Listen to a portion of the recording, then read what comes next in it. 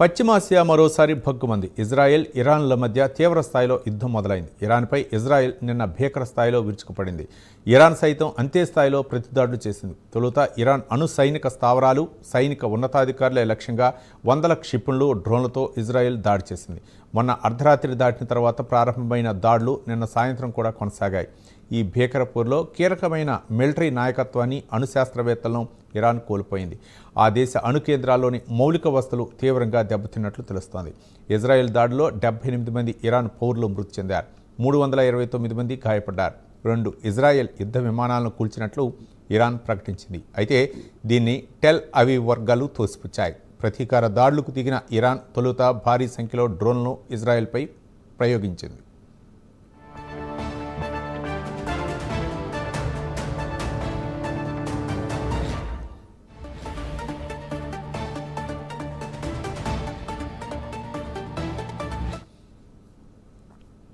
ఆ తర్వాత నిన్న రాత్రి వందల సంఖ్యలో క్షిపణులు ప్రయోగించింది. దీంతో టెల్ అవీవ్, జెరూసలేంలో పలు చోట్ల పేలుళ్లు జరిగాయి. పదుల సంఖ్యలో ఇజ్రాయిలీలు గాయపడ్డారు. పలు భవంతులు దెబ్బతిన్నాయి. టెల్ అవీవ్లోని ఇజ్రాయెల్ రక్షణ శాఖ ప్రధాన కార్యాలయం వద్ద పేలుళ్లు సంభవించినట్లు స్థానిక మీడియా వెల్లడించింది. ఇరాన్ క్షిపణులను అడ్డుకోవడంలో ఇజ్రాయెల్కు అమెరికా సహకారాన్ని అందిస్తోంది. ఇజ్రాయెల్లోని పలు ప్రాంతాలే లక్ష్యంగా నిన్న రాత్రి 200కు పైగా క్షిపణులు టెహ్రాన్ వైపు నుంచి దూసుకొచ్చాయని స్థానిక మీడియా వర్గాలు వెల్లడించాయి. పౌర నివాసాలపై దాడులు చేస్తే తీవ్ర పరిణామాలు ఎదుర్కోవాల్సి వస్తుందని ఇరాన్ను ఇజ్రాయెల్ రాజకీయ పార్టీల నేతలు హెచ్చరించారు. ఇరాన్ ఎదురుదాడిలో నష్టం వివరాలను ఇజ్రాయెల్ అధికారికంగా ప్రకటించలేదు.